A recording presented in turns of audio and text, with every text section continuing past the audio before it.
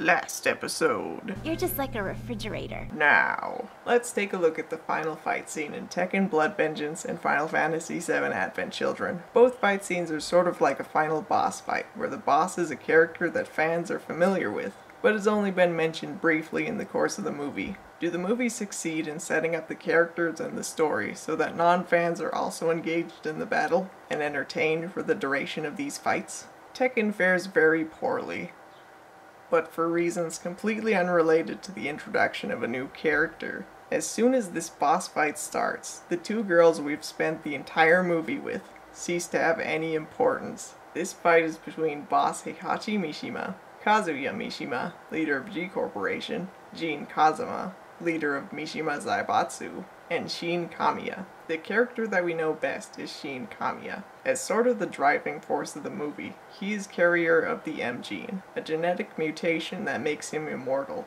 Jin and Kazuya have been after him to gain immortality, which is how these three characters came together for this final fight. Whenever Jin and Kazuya meet, Jin's grandfather and Kazuya's father, Heihachi, appears as well. This is all part of Shin's plan though. He wants to kill Heihachi, the man behind the experiments performed on him to produce the M gene. Shin's not really someone we can sympathize with though. He's developed no meaningful relationships with the main characters, and shown himself only to be a pathetic, suicidal asshole. If he wasn't so hot, there's no way I'd be doing this. We need not worry too much about it though, because despite his immortality, he dies almost immediately, assumedly by being impaled on a few stray hairs. This leaves us with two characters who combined have had less than 5 minutes of screen time. Jin is perhaps the most likely one we can sympathize with.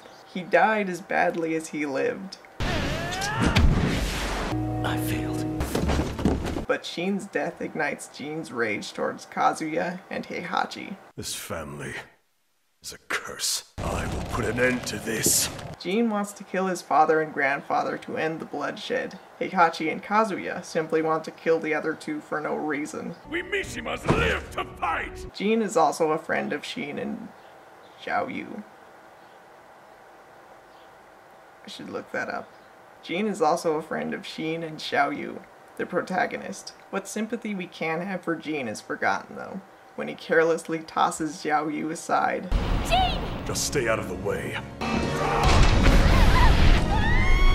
And we're reminded that he doesn't care if he destroys the entire world in his quest to destroy his family. Meanwhile, the main characters are on the sidelines, trying desperately to assert their purpose in an ultimately meaningless fight. They seem to be trying to emphasize the horrors of violence. Humans should just disappear!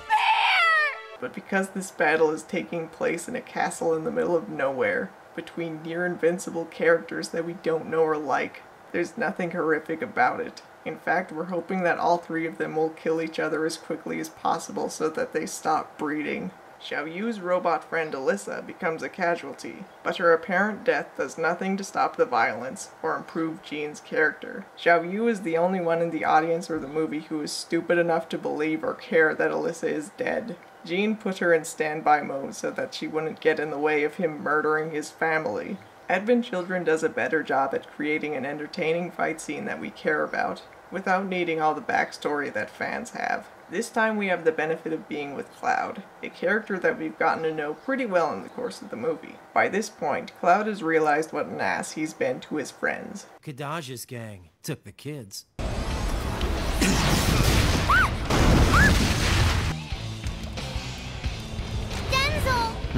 You don't care? I have to talk to Rufus. Marlene! Cloud! Denzel! And Tifa! Tifa is alright. Denzel! Vincent, will you bring Marlene to Tifa? I'm gonna go see Shinra. And he's tried to make up for that. He's also fought Kadaj, who is responsible for kidnapping and enslaving children, destroying the city, killing people, and possibly infecting innocents with a horrible illness. Overall, Cloud is someone we can root for. The moments leading up to the fight do a great job at getting rid of any doubts we have about how bad it would be if Sephiroth were resurrected. As soon as Cloud realizes that Kadaj knows how to recreate Sephiroth, his cocky attitude changes to panic. We recognize Sephiroth from the film's introduction when he appears. and Cloud shows us how we should feel about this. Panic is something that we've never seen from Cloud before. We've seen, that guy, I should stop hallucinating.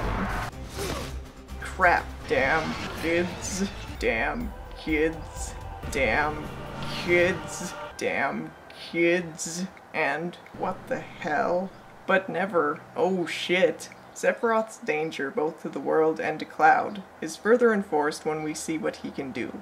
We've spent the movie with characters that can defy gravity and destroy structures with a single punch or sword swing, but Sephiroth still manages to place himself on an entirely different level. Compared to Sephiroth, Cloud and the others are really only high jumping. They need to launch themselves off something, like the ground, or the power of friendship, and eventually they fall. Sephiroth can outright fly. He can also destroy structures without touching them, and manipulate the weather without materia. Those are a gift from Mother? Yeah, whatever. These elements introduce the possibility that Cloud might fail. He may even be killed. We've grown to like Cloud, and the destruction of the world and its inhabitants is never a good thing. So even if we've never played Final Fantasy VII, and could care less that Cloud is fighting Sephiroth in a glorious CGI movie, we still have enough reasons to engage in the fight, and root for the hero.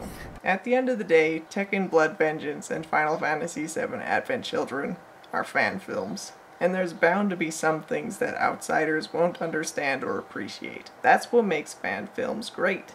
Unlike most movies out there, fan films target a very specific audience, which can produce unique, awesome films. I'm sure Tekken fans are much more appreciative of the glorious battle between Heihachi, Jin, and Kazuya than I am.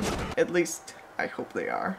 Other fan films like Advent Children are accessible enough to attract new fans to a great game and give a nod and a wink to old fans. Either way, these films give someone out there something they've always wanted to see. Talking to you next time. Why do they keep fighting? It's pointless!